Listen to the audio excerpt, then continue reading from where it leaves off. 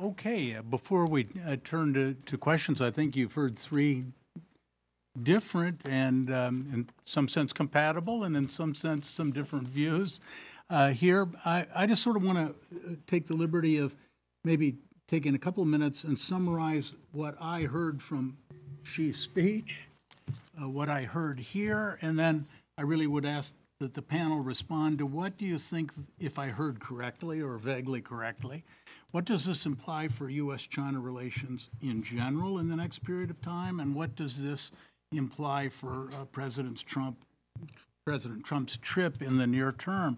I guess what I heard reading the speech and read was the emphasis. I was struck by the emphasis on party control.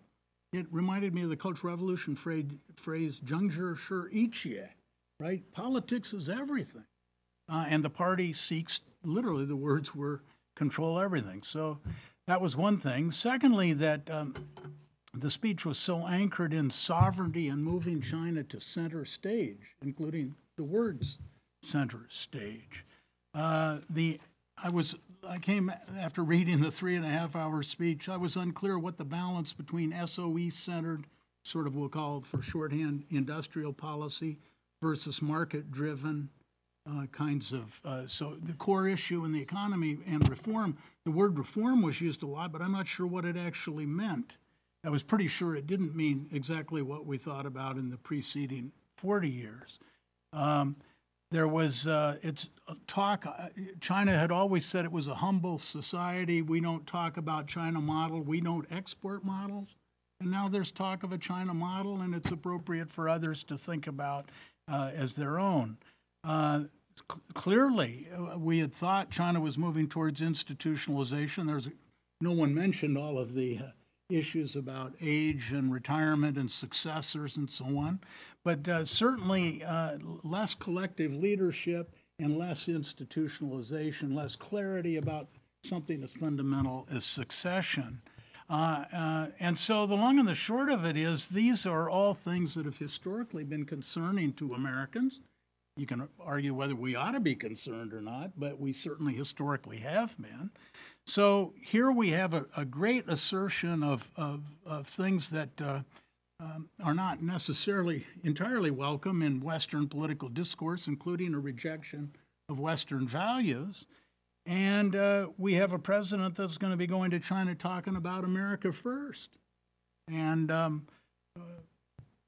represents a political constituency that we can at least say has some traditional political values.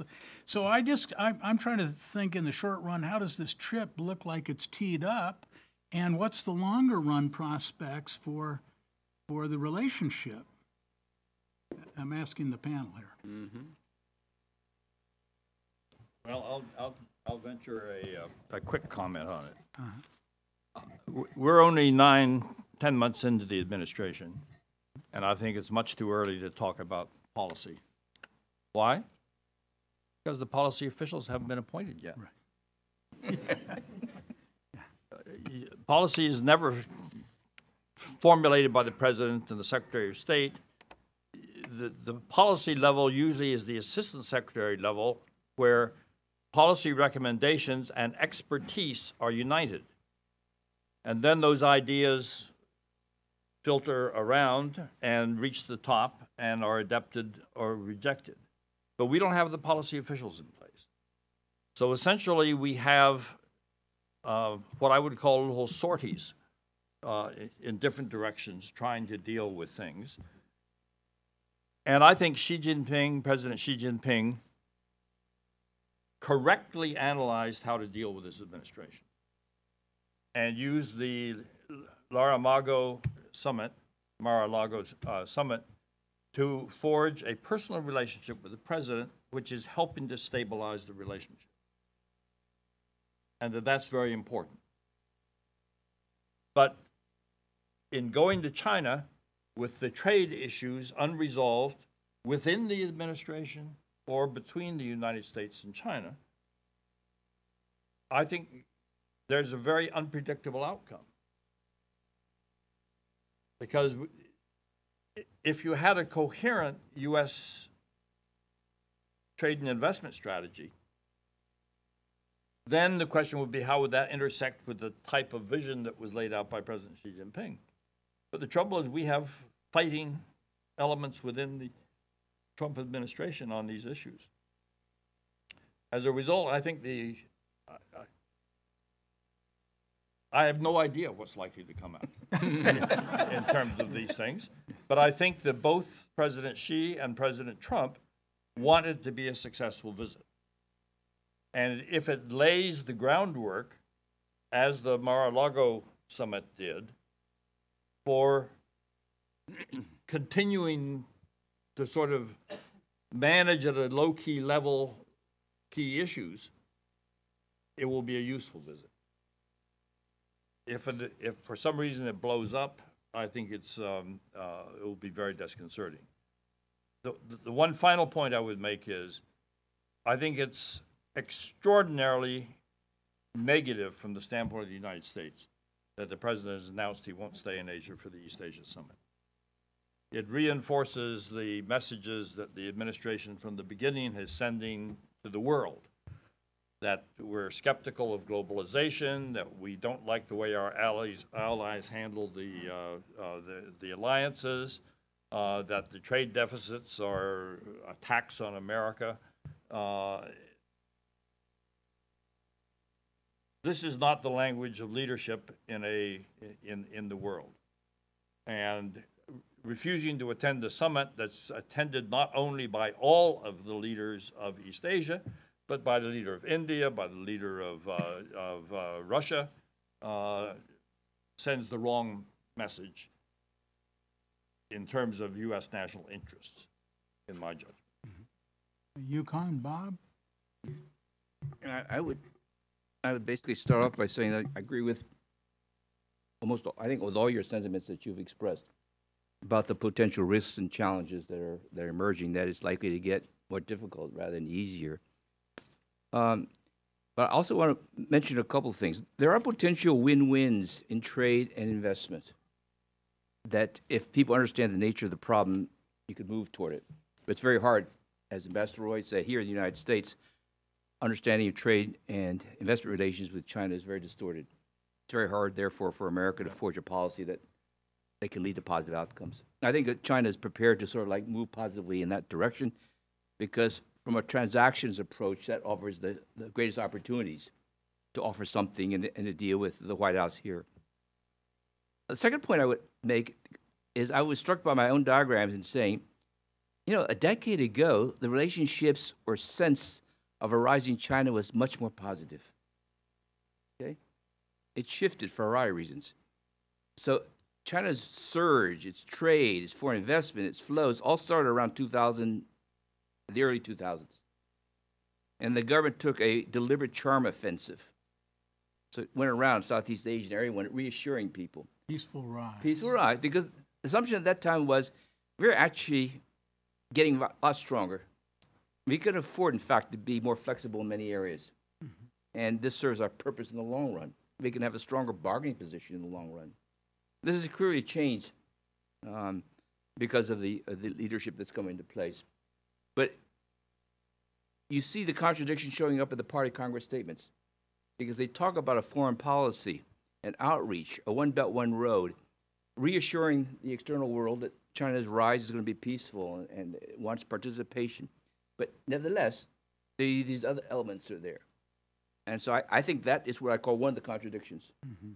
The other contradiction, is, as you noted, was the state, the role of the state and the role of the private sector is another contradiction. To me, interesting is that the Party Congress statement, when it talks about contradictions, highlights one as neither of these two. Mm. It highlights that now the major contradiction is the unbalanced development in China. Yeah. Which is talking about spatial, social disparities, inequalities, and that's why it's also downplaying the growth objective. It is catering to what I would call a domestic audience who believes that these kinds of concerns are becoming more important. So the regional disparities between the coast and the interior and the urban and rural areas, the fact that environment has become politically a strong motivation or concern of the people, moving it away from these other kinds of economic reforms, other issues, or even foreign policy issues, the contradictions that that I would say most people would be worrying more so about. So I think that the issues are fairly clear. What we don't know, of course, is how the government will try to deal with these in the coming years. Bob, did you? Yeah, a couple of points that, I mean, I agree with this general assessment, but I think there are some advantages that Mr. Trump poses for American policy dealing with China. If you see the Obama administration the way I do, and let me just share what I saw in my view. Mr. Obama was very deliberative, very careful, and no drama, no tension. He wanted to get along with China. He gave a high value to the relationship, and the Chinese knew all of that. And this China Dream thing that Xi Jinping is doing can be action-oriented under those circumstances, and they can expand. And if Mr. Obama didn't like it, he probably wouldn't do much. And that was pretty obvious. And so I found, looking at the South China Sea, for example, that the Chinese just kept expanding. And there was no linkage. There was never a threat of linkage. And so they just went ahead and did it. And Mr. Obama had to, well, he just accepted that in the interest of the broader relationship and so forth. What I see with Mr. Trump is that he put Mr. Xi Jinping on the back foot right away. He did that on the one China issue. And he had to back away from it. But then, and he had the summit meeting in Florida, and things were moving along pretty well, and then he wasn't getting what he wanted from the Chinese on North Korea, and then he moved forward with arms sales to Taiwan. He moved forward with his freedom of navigation efforts in the South China Sea. And the pattern I'm seeing is this powerful China putting more pressure on countries like South Korea, Japan, Singapore, India, even the U.S. Congress. But they're not putting it on Donald Trump. They're being nice to him. And so, does he have to, and the other pattern that you see often is that the American president will go to the Chinese with some positive thing, offering them a positive thing so they would cooperate with the United States. Everything I see is Mr. Trump saying, the positive thing he says, I won't be as hard on you on trade, is what he says when he wants the Chinese to cooperate on North Korea. So the U.S. isn't giving anything at this point, it seems. Is that to our advantage at a time when from my perspective, we've lost a bit in the past? I mean, I know this is sort of, negative thinking, but I think my sense is here that Mr. Xi Jinping, for now at least, is behaving himself vis-a-vis Mr. Trump. He's not doing the things he was doing with Obama. I'll be interested to see how the trip is considered and dealt with by the Chinese, and you compare it to how Obama was treated by the Chinese leaders. I think they're a little afraid of this guy because he might do some things that could be very damaging to them, and do it only with a couple of tweets. And so I think this is quite important to me. It seems to me. The second point I would raise is that the image of Mr. Trump in international meetings goes back to the G20 in Hamburg, where he was isolated. Nobody would talk to him and this type of thing. The administration seems to have done a great job in building one-on-one relationships, not just with Xi Jinping. They've built this with most major Asian leaders now. Abe has an excellent relationship with Trump. The Moon, who comes from a party that doesn't like Trump at all, the United States at all, has an excellent relationship with Trump. And now they've had summit meetings with the Vietnamese prime minister. They've had summit meetings with the Singapore prime minister. They've had summit meetings with the Thai prime minister, who's a former general who led the coup, and with the Malaysian prime minister. All of these people now have these personal relationships with Donald Trump. So and of course he's getting along with Malcolm, with the Australian prime minister as well. And so the upshot here is that I don't think Mr. Trump is going to go to these meetings and be isolated as he was in the G20. I think he's in a pretty good position. And to do that and to be isolated, Xi Jinping would have to take the lead and say, I'm going to fill this vacuum. You don't have to listen to him. Listen to me. Watch my model, this type of thing. Let's watch and see what Xi Jinping does at these various meetings. My sense, he's going to behave himself. He's not going to do that. He's going to be very careful in how he deals with Donald Trump. And so I don't like unpredictability. But it has its benefits. And I think Mr. Obama could have benefited from a little more unpredictability in dealing with China. And so the bottom line here is that it's a mixed bag, obviously. Long term, I'm not sure what this all is going to lead to. But short term, I don't think Trump is in a very bad position vis-a-vis China right now.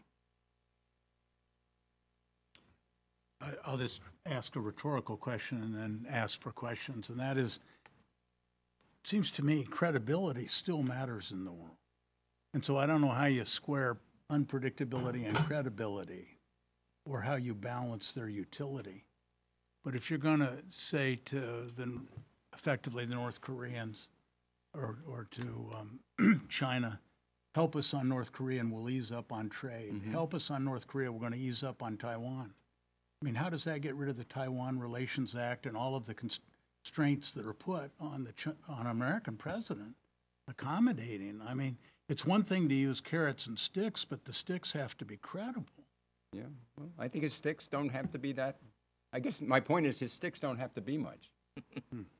I had a lousy meeting with Xi. That's all he has to say. This stinks, you know. I mean, because going into this thing, Xi is saying this. He told Tillerson, "This is going to be a wonderful summit." He said that. That's a very Trump word, by the way. Wonderful, and Greatest in the world. I don't know what they've cooked up, but my sense is at this point, I see Trump giving away nothing at this point. Giving away, I'm not going to punish you quite so hard. That's what he gives away right now.